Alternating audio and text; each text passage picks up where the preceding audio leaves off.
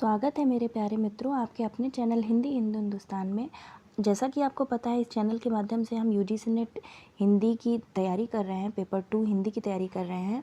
तो आज हम प्रीवियस ईयर क्वेश्चन पेपर 2018 करेंगे, जिसका पहला पार्ट हम लोग पहले ही कर चुके थे, जिसमें हमने पूर्ण रूप से 50 प्रश्न व्याख्या सहित हल किए थे। आज उसका दूसरा पार्ट है, जो क्वेश्चन नंबर 51 से शुरू हो रहा है। तो चलिए बिना देर किए शुरू करते हैं। प्रकाशन वर्ष के अनुसार निम्नलिखित जीवनी परक ग्रंथों का सही अनुक्रम क्या है।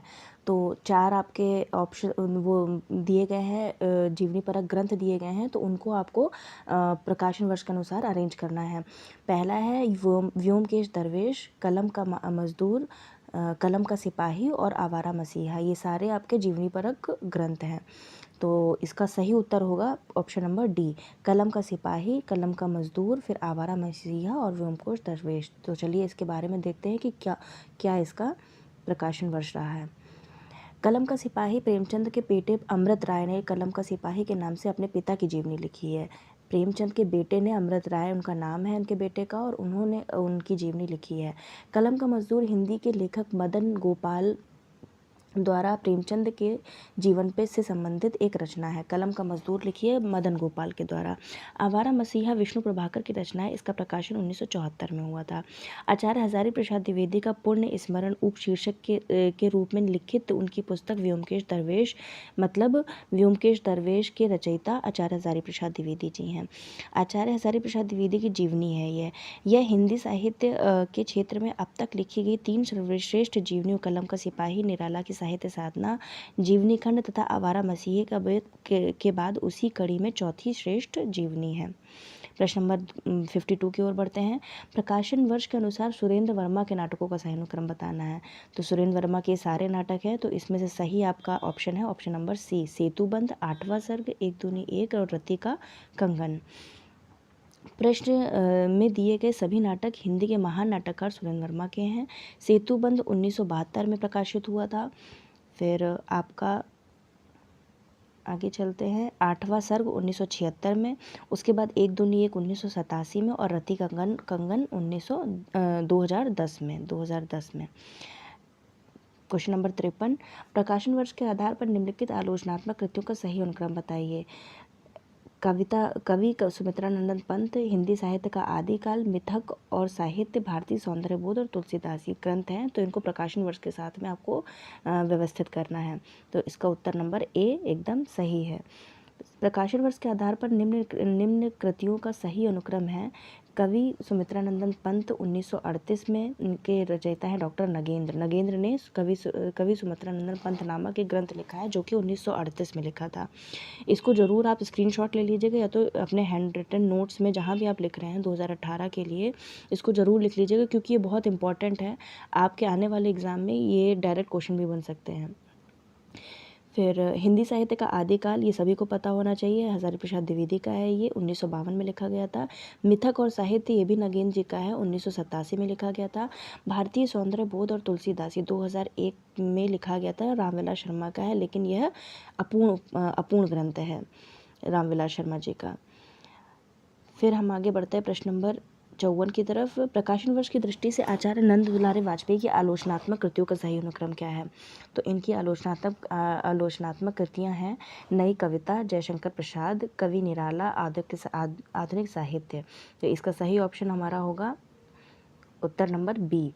प्रकाशन वर्ष के आधार पर निम्न कृतियों का सही अनुक्रम है। सबसे पहले जयशंकर प्रसाद आएगा 1940 में, उसके बाद हमारा आधुनिक साहित्य 1950 में, फिर कवि निराला 1965 में और नई कविता 1976 में।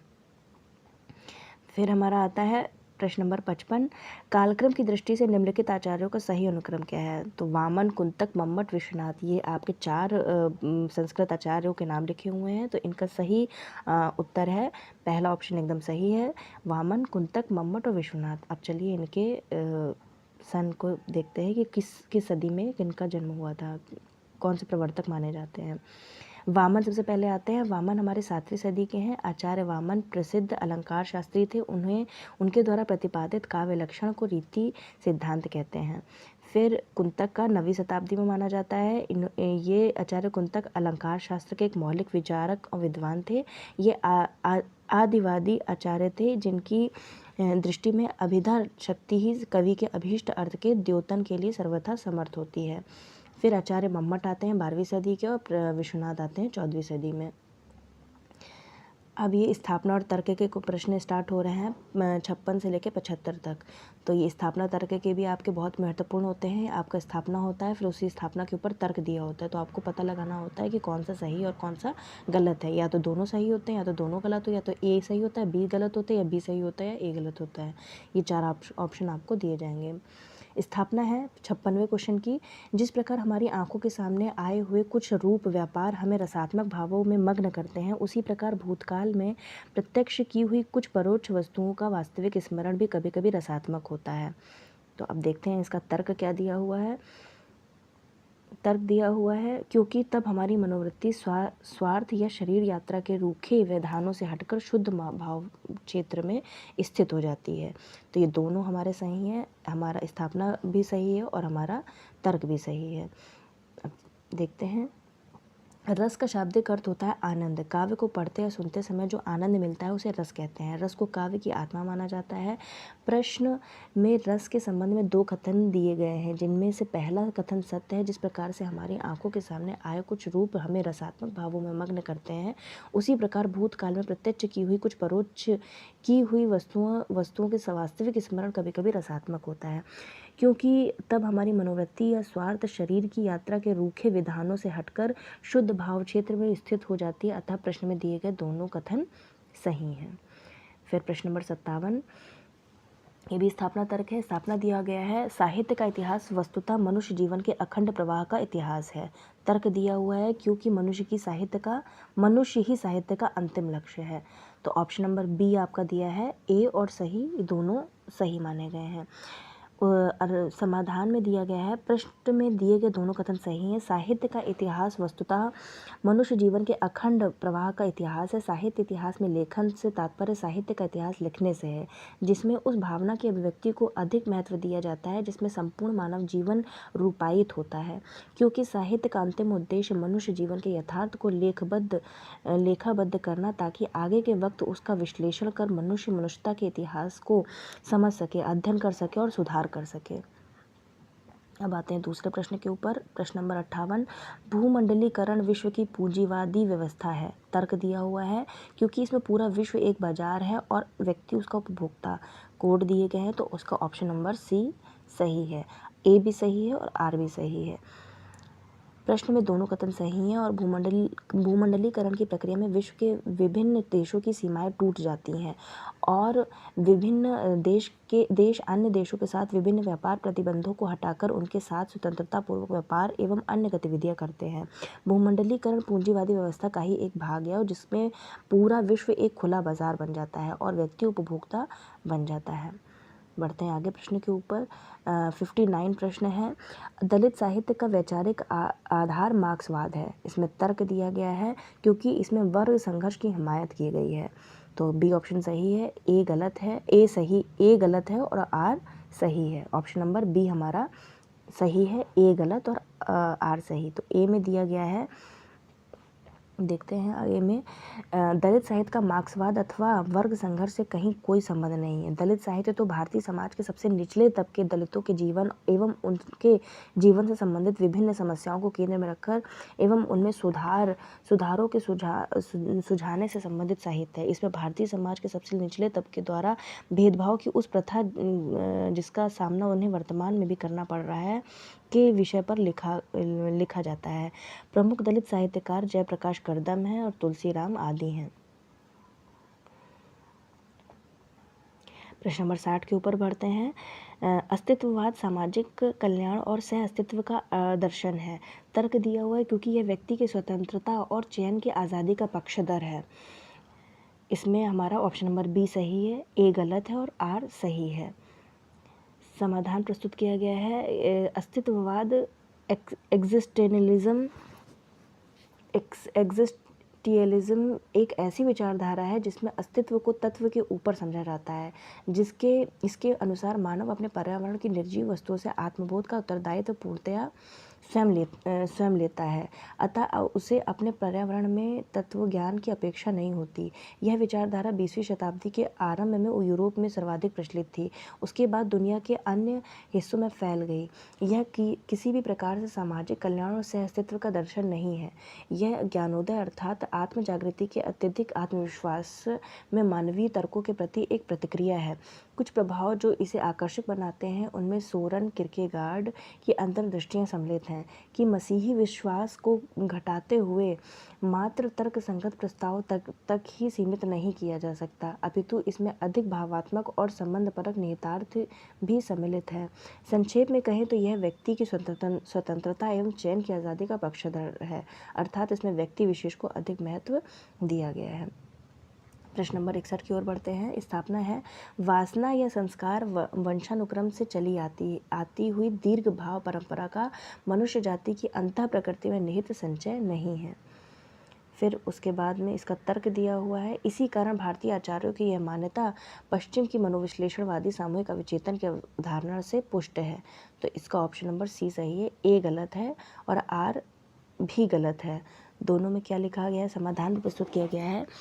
आचार्य रामचंद्र शुक्ल ने आलोचना में वर्णन किया है कि वासना रूप से स्थित भाव रस रूप में जगह करते हैं और यह वासना अथवा संस्कार वंशानुक्रम से चली आती हुई दीर्घ भाव परंपरा का मनुष्य जाति के अंतः प्रकृति में निहित संचय है। इसलिए प्रश्न के में दिए गया पहला कथन गलत है, जबकि दूसरा कथन इसी कारण भारतीय आचार्यों की मान्यता पश्चिम के मनोविश्लेषणवादी सामूहिक अवचेतन की अवधारणा से पुष्ट है, ये सत्य है।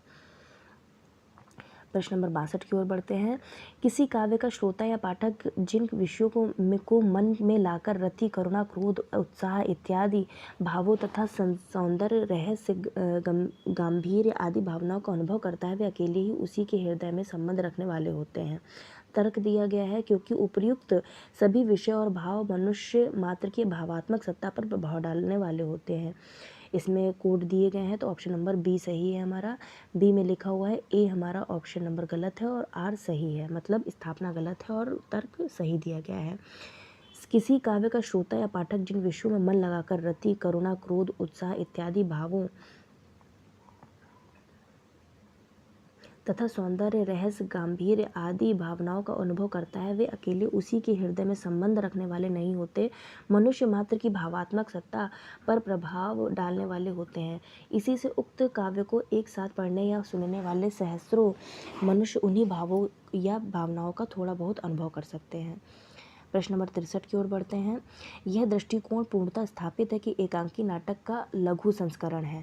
तर्क दिया गया है, क्योंकि पूर्णकालिक नाटक को काट छाटकर नाट्यकार अथवा नाटकीय संघर्ष का पूर्ण विकास प्रदर्शित नहीं किया जा सकता है। इसके कोड दिए गए हैं, ऑप्शन नंबर डी सही है, ए गलत है और आर सही है। आपको स्थापना और तर्क के क्वेश्चन कम से कम 2 या 3 बार पढ़ने होंगे, तभी आप उसके प्रश्न को सही कर पाएंगे, क्योंकि ज़्यादातर बच्चों का स्थापना और तर्क के क्वेश्चन गलत हो जाते हैं।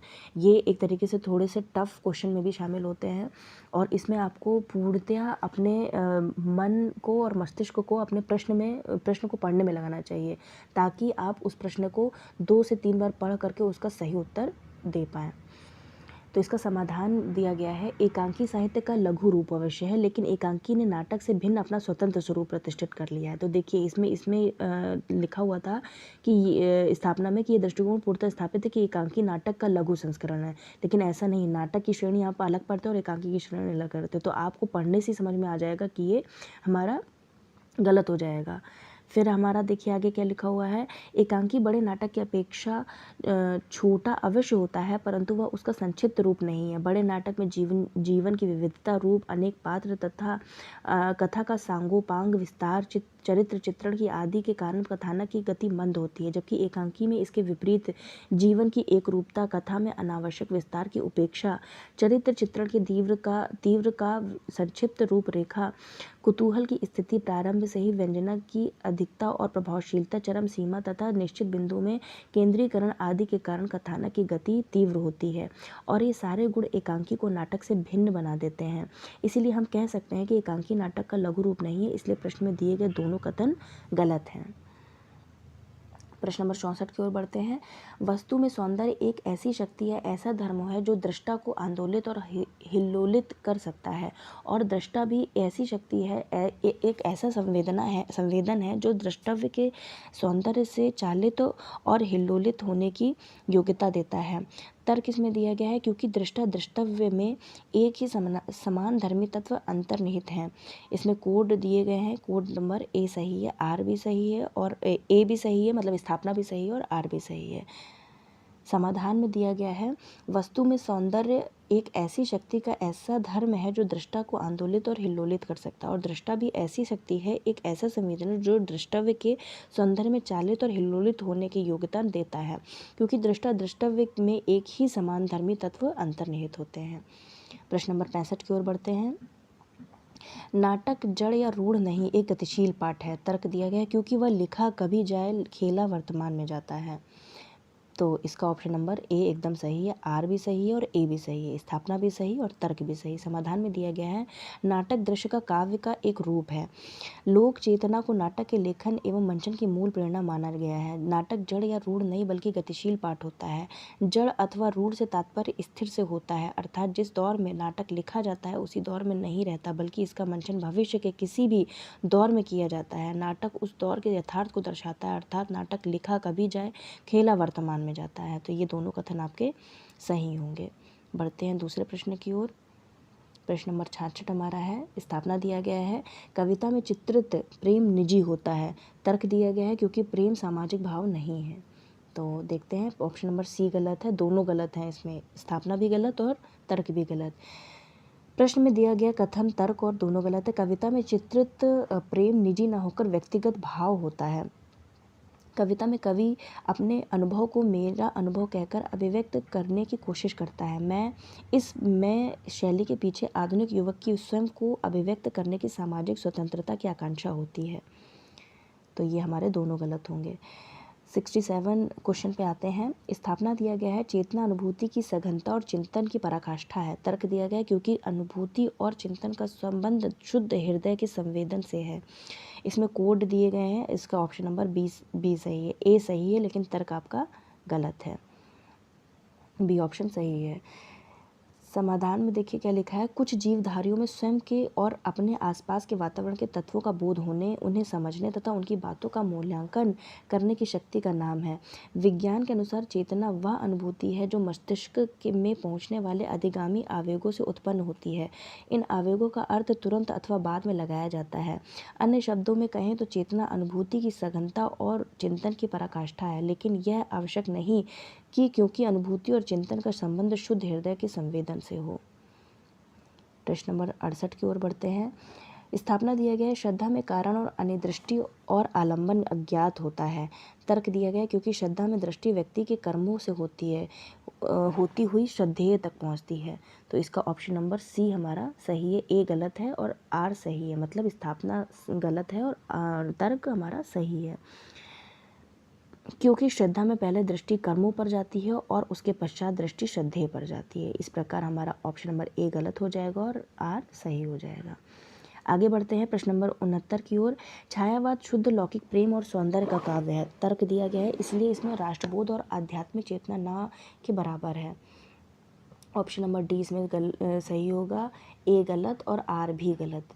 दोनों में देखिए क्या लिखा है, छायावाद शुद्ध लौकिक प्रेम है, छायावाद जबकि लौकिक प्रेम नहीं है, क्योंकि छायावाद में बहुत से कुछ ऐसे भी कविताएं लिखी गई हैं जो अलौकिकता को प्रदर्शित करती हैं, इसलिए उसमें राष्ट्रबोध और आध्यात्मिक चेतना ना के बराबर है, ऐसा नहीं है। उसमें राष्ट्रबोध भी है और उसमें आध्यात्मिक चेतन भी है।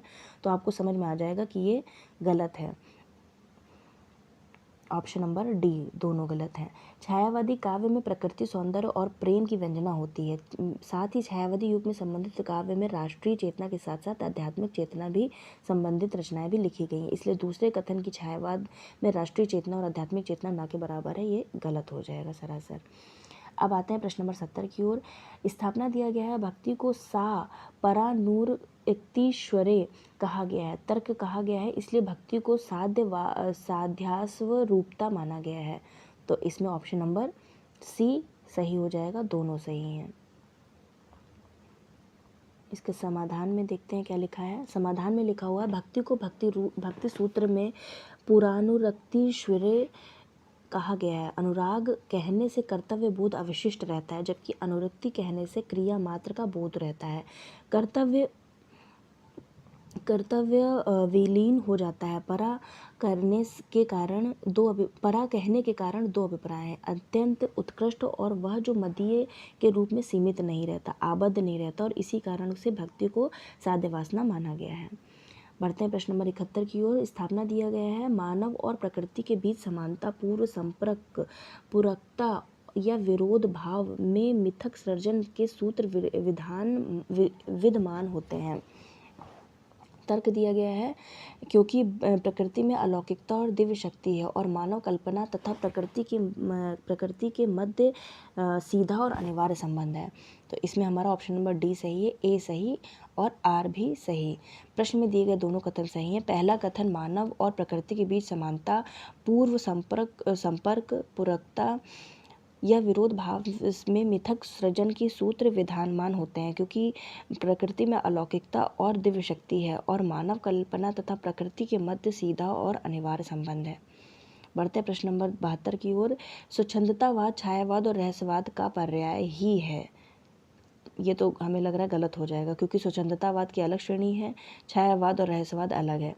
तर्क है, क्योंकि यह त्रिवेदी युगीन शास्त्रीयता की प्रतिक्रिया स्वरूप व्यक्तिक कल्पना तिरेक और निजी रहस्यानुभूति का प्रतिफलन है। तो इसमें ऑप्शन नंबर बी सही होगा, ए गलत। देखिए मैंने कहा था ए गलत है और आर हमारा सही है। स्वच्छंदतावाद छायावाद और रहस्यवाद का पर्याय नहीं है, क्योंकि यह द्विवेदी युगीन शास्त्रीयता की प्रतिक्रिया स्वरूप व्यक्तिक कल्पना तिरेक और निजी रहस्यानुभूति का प्रतिफलन है। छायावादी कविताओं की आलोचना प्रत्यालोचना के सिलसिले में जिस समय अंग्रेजी का मिस्टिसिज्म शब्द आया, उसके कुछ ही दिन बाद रोमेटिसिज्म शब्द आ गया। शुक्ल जी ने इसका हिंदी अनुवाद स्वच्छंदतावाद किया और श्रीधर पाठक, राम नरेश त्रिपाठी आदि को स्वच्छंदतावादी कवि कहा। इसी तरह शुक्ल जी ने स्वच्छंदतावाद और छायावाद में अंतर किया है। बढ़ते हैं प्रश्न नंबर 73 की ओर। अद्वैतवाद आत्म सत्व का विस्तार है, ये हमारा स्थापना है। अद्वैतवाद आत्म तत्व का विस्तार है। तर्क दिया गया, क्योंकि वह जीव और जगत की पृथक सत्ता को स्वीकार करता है। तो इसका प्रश्न नंबर ए हमारा सही होगा। अद्वैतवाद भारत के सनातन दर्शन वेदांत के सबसे प्रभावशाली में से एक माना जाता है। अद्वैतवाद विचारधारा के संस्थापक शंकराचार्य हैं। अद्वैतवाद आत्मतत्व का विचार माना जाता है और इसलिए यह जीव और जगत की पृथक सत्ता को स्वीकार नहीं करता। अद्वैतवाद मतलब एकाकी, इसका दूसरा कोई नहीं है या इसके जैसा कोई दूसरा नहीं है। बढ़ते हैं प्रश्न नंबर 74 की ओर। आधुनिकता कोई शाश्वत मूल्य नहीं, वह मूल्यों के परिवर्तन का पर्याय है। तर्क दिया गया है, क्योंकि बदलाव की प्रक्रिया में हर कोई युग आधुनिक होता है। इसका उत्तर नंबर सी सही है। तो सी में क्या दिया हुआ है देख लेते हैं। सी में हमारा दिया हुआ है ए सही और आर सही, मतलब आपका स्थापना भी सही है और आपका तर्क भी सही है। समाधान में देखिए क्या लिखा है। आधुनिकता कोई शाश्वत मूल्य नहीं, वह मूल्यों के परिवर्तन का पर्याय है। किसी युग में उस युग के स्थापित सिद्धांतों में परिवर्तन को ही आधुनिकता माना जाता है और हर युग में कुछ न कुछ बदलाव चलता रहता है। इसी कारण बदलाव की प्रक्रिया के कारण हर युग आधुनिक होता है। प्रश्न नंबर 75 की ओर बढ़ते हैं। स्थापना दिया गया है, देशभक्ति, संस्कृति राग, चरित्रों की उदात्तता, भाषिक गरिमा और लंबी कलाविधि के विस्तृत कथानक के कारण जयशंकर प्रसाद का चंद्रगुप्त महाकाव्योचित उदात्त से परिपूर्ण नाटक है। तर्क दिया गया है, साथ ही उसमें बेक्त के महानाट्य एपिक थिएटर की संपूर्ण विशेषताएं भी मिलती हैं। तो इसका ऑप्शन नंबर डी सही है, ए सही और आर गलत। समाधान में लिखा हुआ है, देशभक्ति, संस्कृति राग, चरित्रों की उदात्तता, भाषिक गरिमा और लंबी कलाविधि के विस्तृत कथानक के कारण जयशंकर प्रसाद का चंद्रगुप्त महाकाव्योचित औदात्य से परिपूर्ण नाटक है। लेकिन प्रसाद जी के नाटक चंद्रगुप्त में बेक्त के महानाटक एपिक थिएटर की सभी विशेषताएं देखने को नहीं मिलती हैं। अब बढ़ते हैं, अभी हमारे प्रश्न खत्म हो चुके हैं स्थापना और तर्क वाले, अब आपके मिलान वाले प्रश्न शुरू हो गए हैं। निम्नलिखित बोलियों को उनके क्षेत्र के साथ में सुमेलित कीजिए। यूनिट 1 का है इसमें, जिसमें आपकी भाषा और हिंदी भाषा का जो इकाई 1 है उससे रिलेटेड क्वेश्चन यहाँ पे आपको देखने को मिलता है। तो इसका ऑप्शन नंबर आपकी कुछ बोलियाँ दी गई हैं और उसके क्षेत्र बोले गए हैं। तो इसका ऑप्शन है बी, मतलब 4 3 2 4 4 3 5 2 आपका 4 3 5 और 2 ये आपका मिलान होगा। खड़ी बोली आपका बिजनौर में बोली जाती है, ब्रज भाषा आगरा में बोली जाती है, बांगरू करनाल में बोली जाती है और अवधी सुल्तानपुर में बोली जाती है। इसका स्क्रीनशॉट ले लीजिएगा या तो अपने हैंड रिटन नोट्स में लिखते जाइएगा, क्योंकि ये इनसे डायरेक्ट क्वेश्चन भी कभी कभी बन जाते हैं कि खड़ी बोली में कौन सा क्षेत्र सम्मिलित होता है, या फिर ब्रज भाषा का क्षेत्र कौन है, या बिजनौर में कैसी भाषा बोली जाती है। इस टाइप के क्वेश्चन आपके एग्जाम में पूछे जाते हैं। अब इसका ये पूरा व्याख्या दी गई है। अब 77 की ओर बढ़ते हैं। निम्नलिखित काव्य भाषाओं को उनके संबद्ध रचनाओं के साथ सुमेलित कीजिए। तो ये अवहट्ट, ब्रजभाषा, अवधी और खड़ी बोली दिया गया है, और साथ ही भंवर गीत, प्रिय प्रवास, कीर्तिलता, प्रबंध चिंतामणि और मधुमालती इसकी रचनाएं दी गई हैं। तो कि कौन सी भाषा में कौन सी रचना लिखी गई है ये आपको पता होना चाहिए। तो इसका ऑप्शन नंबर डी हमारा सही है, 3 1 5 2। तो ये हम मिला लेते हैं, 3 1 5 और 2। तो हमारा मिलान पूर्ण होता है। अवहट्ट भाषा में लिखा गया है कीर्तिलता, ब्रज भाषा में भंवर गीत लिखा गया है, अवधी भाषा में मधुमालती लिखी गई है, और खड़ी बोली में आपकी प्रिय प्रवास लिखी गई है। ये आपको पता होगा कि प्रिय प्रवास रचना अयोध्या सिंह उपाध्याय हरिऔध जी की रचना है, जो कि खड़ी बोली में लिखी गई है। तो कभी कभी 1 या 2 मिलान से भी आपके क्वेश्चन सॉल्व हो जाया करते हैं। अब बढ़ते हैं, इसकी देखिए व्याख्या देखिए, लिखा हुआ कीर्तिलता विद्यापति, अवहट्ट, प्रिय प्रवास अयोध्या सिंह उपाध्याय, खड़ी बोली। भंवर गीत नंददास की रचना है ब्रजभाषा में, मधुमालती मंझन ने लिखा है अवधी भाषा में। और प्रश्न नंबर 78 की ओर बढ़ते हैं। निम्नलिखित पंक्तियों को उनके रचयिताओं के साथ सुमिलित कीजिए। तो यहाँ पर रचनाएं हैं और उनके रचयिता हैं। नगर बहिरे डोंबी तोहरी कुड़िया छाड़, का तरुवर पंच बिड़ाल, कड़ुआ बोल न बोलनी नारी, मोरा जोबना नवेलरा भयो है गुलाल। तो ये आपको पूछा गया है। इसमें लुहिपा, कणपा, खुसरो और नारपति नाली इसकी रचनाओं में आपको मिलाना है, और सरहपा। तो इसका ऑप्शन नंबर ए सही है, 2 1 4 3। तो चलिए हम मिलान कर लेते हैं। 2 1 4 और 3 माफ़ कीजिएगा, फिर से मिलान कर लेते हैं। 2 1 4 और 3। नगर बाहरी डोंबी तोहरी कुड़िया छाड़ ये कणपा की है। का तरुवर पंच बिड़ाल ये लुइपा की है। कड़वा बोल न बोलन नारी ये नरपति नालय की है। मोरा जोबना नवेलरा भायो है गुलाल, तो ये खुसरो जी की है। तो ऑप्शन नंबर सही हो जाएगा, 2 1 4 3। समाधान भी लिखा हुआ है पूरा। उसके बाद बढ़ते हैं दूसरे क्वेश्चन की ओर। निम्नलिखित काव्य पंक्तियों को उनके रचनाकारों के साथ सुमेलित कीजिए। सूची 1 सूची 2। अब इसमें ओनई घटा परी जग छाहा, आवत जात पनैया टूटी, अति मालिन वृषभानु कुमारी, कीर्ति भनीति भूति भल रसोई। तो ये रचनाकार हैं सूरदास, कुंभनदास, तुलसीदास, जयसी, कबीरदास। तो चलिए इसका भी मिलान कर लेते हैं। आपका इसका उत्तर है डी में 4 2 1 3, 4 2 1 3। तो चलिए मिलान कर लेते हैं। 4 2 1 और 3। तो ओनई घटा परि जग छाहा ये हमारा जयसी जी के द्वारा लिखा गया है। आवत जात पनैया टूटी ये हमारा सूरदास जी ने लिखा है।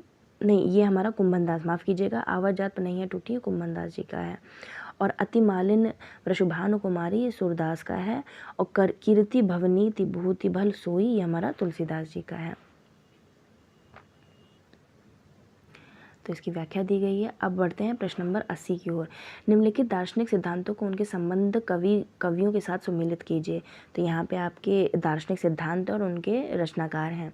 अद्वैतवाद, विशिष्टाद्वैतवाद, हरिदास, शुद्धाद्वैतवाद, सखी संप्रदाय। यहाँ पे है जायसी, हरिदास, रैदास, कुंभनदास और तुलसीदास। तो चलिए इसका मिलान करते हैं। इसका सही ऑप्शन है हमारा ए, 3 5 4 2, 3 5 4 2। तो चलिए मिलान कर लेते हैं। 3 5 4 और 2। तो अद्वैतवाद के प्रवर्तक हैं रैदास, फिर विशिष्टाद्वैतवाद के हैं तुलसीदास, शुद्धाद्वैतवाद के हैं कुंभन दास और सखी संप्रदाय के हैं हरिदास जी। उनके ये कवि हैं, मतलब अद्वैतवादी कवि कौन कहलाते हैं? रैदास जी। विशिष्टाद्वैतवाद के तुलसीदास, शुद्धाद्वैतवाद के प्रवर्तक के कवि हैं कुंभन दास और सखी संप्रदाय के हरिदास जी। बढ़ते हैं प्रश्न नंबर 81 की ओर। निम्नलिखित कृतियों को उनके रचनाकारों के साथ सुमेलित कीजिए। जपूजी, रसमंजरी, बरवे नायिका भेद, बैराग्य संदीपनी।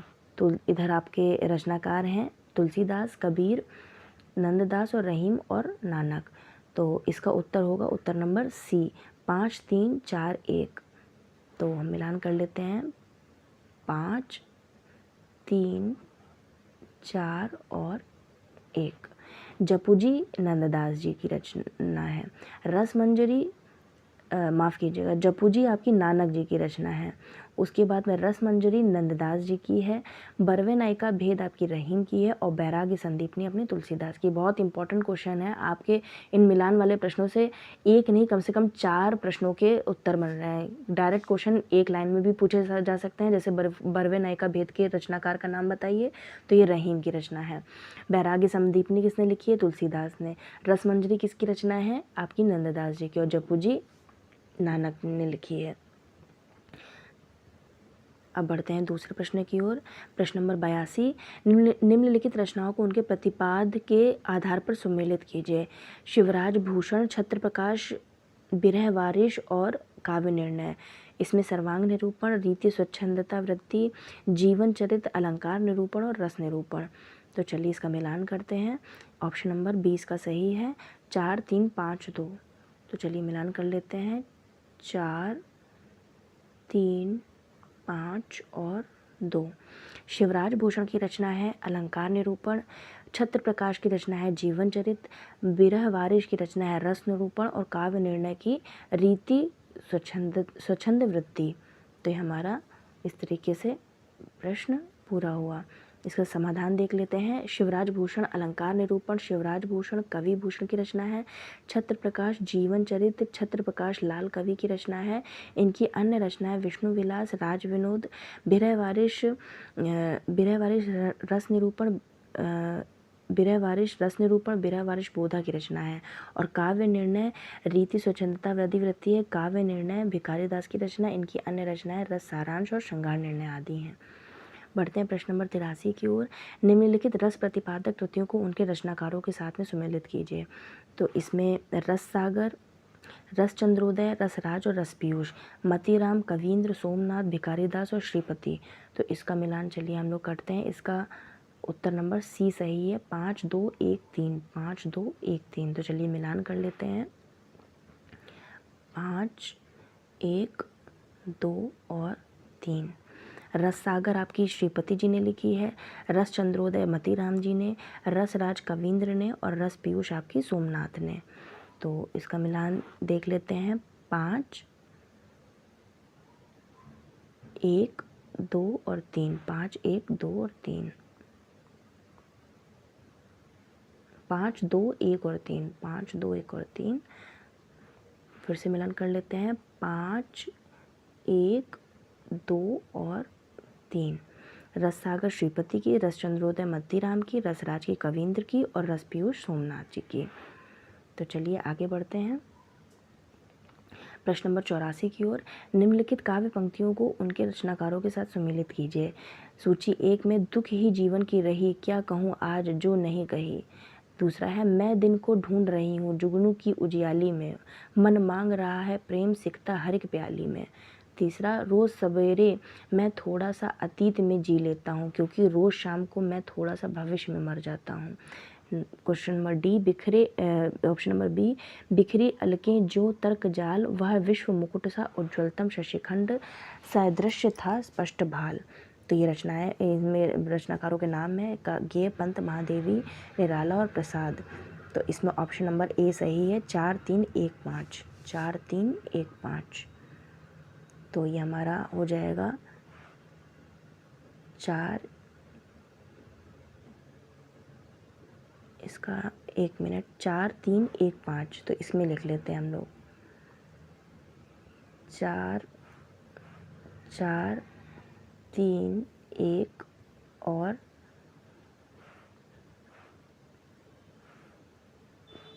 5। तो चौथे में हमारे निराला, पहली वाली के निराला, फिर अज्ञेय, फिर हमारे आते हैं प्रसाद, उसके बाद पंत। इसको आप मिलान कर लीजिएगा क्योंकि ये थोड़ा सा ऊपर नीचे हो रहा है। इसको मैं आपको उसमें कमेंट बॉक्स में जाके इसका डिटेल में आपको लिख करके भेज दूँगी, या फिर अगर आप चाहें तो इसका स्क्रीनशॉट ले लीजिए, इसमें पूरा लिखा हुआ है। प्रश्न नंबर 85 की ओर बढ़ते हैं। निम्नलिखित पात्रों को संबद्ध काव्य कृतियों के साथ सुमेलित कीजिए। कर्ण, कमला, औशिनरी और राहुल, उर्वशी, यशोधरा, रश्मिरथी, प्रलय की छाया और कामायनी। तो इसका उत्तर नंबर सी सही है। 3 4 1 2। तो यहाँ पे मिलान कर लेते हैं 3 4 1 और 2। कर्ण का रश्मिरथी है पात्र, कमला पात्र है प्रलय की छाया की, औशिनरी उर्वशी की और राहुल यशोधरा की। बढ़ते हैं प्रश्न नंबर 86 की ओर। निम्नलिखित कवियों को उनकी रचनाओं के साथ सुमेलित कीजिए। अज्ञेय बच्चन, रघुवीर सहाय और सुमित्रा नंदन पंत। दूसरी सूची में कला और बूढ़ा चांद, दीपशिखा, पहला में सन्नाटा बुनता हूँ, सतरंगिनी और सीढ़ियों पर धूप में। तो इसका ऑप्शन नंबर सी सही है। 3 4 5 1। तो मिलान कर लेते हैं 3 4 5 और 1। अज्ञेय की रचना है पहले में सन्नाटा बुनता हूँ, बच्चन की रचना है सतरंगिनी, सुमित्रा नंदन पंत की रचना कला और बूढ़ा चांद, और रघुवीर सहाय जी की रचना है सीढ़ियों पर धूप में। तो बढ़ते हैं आगे क्वेश्चन की ओर। निम्नलिखित कवियों को उनके जुड़े आंदोलन के साथ सुमेलित कीजिए। लक्ष्मीकांत वर्मा, नरेश, शंभुनाथ सिंह, केदारनाथ अग्रवाल, और यहाँ पे है नवगीत, प्रगतिवाद, प्रयोगवाद, अकविता और नकेनवाद। तो इसका हमारा उत्तर है, उत्तर नंबर ए सही है। 4 5 1 2। मिलान कर लेते हैं 4 5 1 और 2।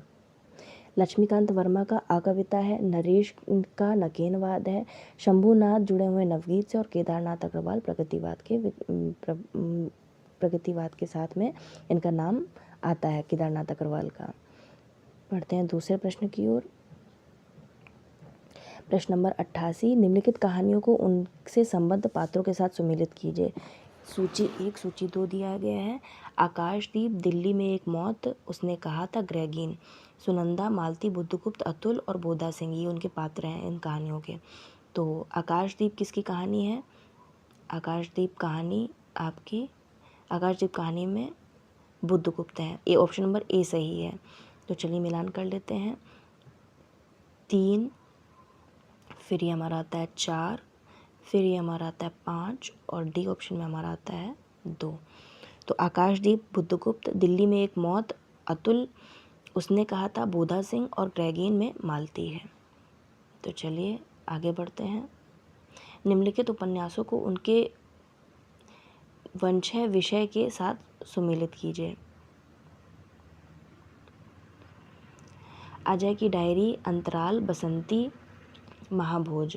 तो इसमें बताया गया समकालीन राजनीतिक परिवेश, विदेशों में शोषित नारी, स्त्री पुरुष संबंधों में जटिलता, विश्वविद्यालय की पृष्ठभूमि और महानगरों की गंदी बस्तियों का चित्रण। ऑप्शन नंबर ए सही है। 4 3 5 1। तो मिला लेते हैं 4 3 5 और 1। अजय की डायरी में आपका विश्वविद्यालय की पृष्ठभूमि में है, अंतराल में स्त्री पुरुष संबंधों की जटिलता को चित्रित किया गया है, बसंती में महानगरों में बसी गंदी बस्तियों का चित्रण है, और महाभोज में समकालीन राजनीतिक परिवेश का चित्रण किया गया है। लास्ट में महाभोज में समकालीन राजनीतिक परिवेश का चित्रण महाभोज में किया गया है। तो चलिए आगे बढ़ते हैं प्रश्न नंबर 90 की ओर। निम्नलिखित निबंधों को उनके लेखकों के साथ में सुमेलित कीजिए। कहनी, अनकहनी, गंधमादन, जीप पर सवार इल्लियाँ, मिट्टी की ओर। तो हम मिला लेते हैं, ये जीप की सवार इल्लियाँ है, ये आपके हरिशंकर परसाई जी की रचना है। मिलान कर लेते हैं पहले, उसके बाद सॉल्व करेंगे हम लोग क्वेश्चन। प्रश्न नंबर, इसका आंसर नंबर सी होगा सही। 4 3 1 2, 4 3 1 2। तो मिलान कर लेते हैं। 4 3 1 और 2। कहनी अनकहनी धर्मवीर भारती जी के द्वारा लिखा गया है। गंधमादन कुबेरनाथ रॉय के द्वारा। जीप पर सवार इल्लियाँ, ये शरद जोशी। माफ़ कीजिएगा, हरिशंकर परसाई ने नहीं लिखा है, ये शरद जोशी। ये भी बहुत अच्छे व्यंग्यकार की श्रेणी में आते हैं। और मिट्टी और ये रामधारी सिंह दिनकर की रचना है। ये पूर्ण नहीं लिखा है, यहाँ पे मिस प्रिंट है, इसमें दिया हुआ मिट्टी की ओर है। ये देखिए यहाँ पे लिखा है मिट्टी की ओर है, रामधारी सिंह दिनकर। और दिनकर की अन्य रचनाएं हैं हुंकार, कुरुक्षेत्र की, नील, कुसुम और रश्मि रथी। प्रश्न नंबर 91 है, निम्नलिखित स्त्री पात्रों को संबंध में नाटकों के साथ सम्मिलित कीजिए। तो नाटक हैं हमारे, और यहाँ पे स्त्री पात्र हैं उर्वी, सुंदरी, वेनुरति, देवसेना। सूची है सूर्यमुख, स्कंदगुप्त, देहांतर, पहला राजा और लहरों के राजहंस। तो इसका सही उत्तर है सी, 4 5 1 2। तो मिला लेते हैं, 4 5 1 और 2। उर्वी है पहला राजा की, सुंदरी है लहरों के राजहंस की, वेनुरति है सूर्यमुख की और देवसेना है स्कंदगुप्त की। तो चलिए आगे बढ़ते हैं। प्रश्न नंबर 92 की ओर बढ़ते हैं। निम्नलिखित उपन्यासों को उनके संबंध पात्रों के साथ सम्मिलित करना है। सूरज का 7वां घोड़ा, मैला आंचल, 1 इंच मुस्कान और तमस। तो सूरज का 7वां घोड़ा के हैं मालिक मुल्ला, मैला आंचल, चलिए पहले मिलान कर लेते हैं, उसके बाद में ए ऑप्शन सही है। 4 3 1 5, 4 3 1 और 5। सूरज का 7वां घोड़ा के हैं माणिक मुल्ला, मैला आंचल के हैं विश्वनाथ प्रसाद, 1 इंच मुस्कान की है रंजना और तमस के हैं नत्थू। तो ये हमारे पात्र हैं और ये हमारे उपन्यास के नाम हैं। बढ़ते हैं आगे। प्रश्न नंबर 93 लिखा है, निम्नलिखित गद्य रचनाओं को उनके लेखकों के साथ में सम्मिलित कीजिए। हम हशमत, बच्चन निकट से, माटी की मूर्तें और चीड़ों पर चांदनी। तो हम हशमत को आपको पता ही होगा, कृष्णा जो सोबती जी का उपन्यास है। तो इसको मिलान करने के लिए बी ऑप्शन सही है। 4 1 2 5, 4 1 2 5, 4 1 2 और 5। तो हम हशमत आपका कृष्णा सोबती के द्वारा लिखा गया है। बच्चन निकट से हमारा अजीत कुमार का है। माटी की मूर्तें रामरक्ष बेनीपुरी जी का है। और चीड़ों पर चांदनी निर्मल वर्मा जी का है। अब बढ़ते हैं प्रश्न नंबर 94 की ओर। निम्नलिखित काव्यांशों को उनमें निहित अलंकारों के साथ सम्मिलित करना है। रहीमन पानी राखिए बिन पानी सब चून, पानी गए न उभरे मोती मानस चून। बंसी धुनि सुनी ब्रज वधु चली, विसार विचार भुज भूषण पहिरे, पगनी भुजन लपेटे हार। जिन दिन देखे वे कुसुम गई, सु बीती बहार, अब अली रही गुलाब की अपत कंटेली डार। उदती उदयगिरी मंच पर रघुबर बाल पतंग, बिकसे संत सरोज सब हर्षे लोचन भृंग। तो इसमें सूची दी गई है, असंगति, रूपक, श्लेष, अन्योक्ति। इसका ऑप्शन नंबर ए सही है। 3 1 4 2। 3 इसका रहीमन पानी का 3, अर्थात इसमें श्लेष अलंकार है। 1 इसमें बंसी, तो ये हमारा असंगति अलंकार है। और ये हमारा जिन दिन देखे व कुसुम वाले में आपका अन्योक्ति अलंकार है। और लास्ट में है दूसरा आपका रूपक अलंकार, चौथा आपका रूपक अलंकार दिखाता है। बढ़ते हैं आगे।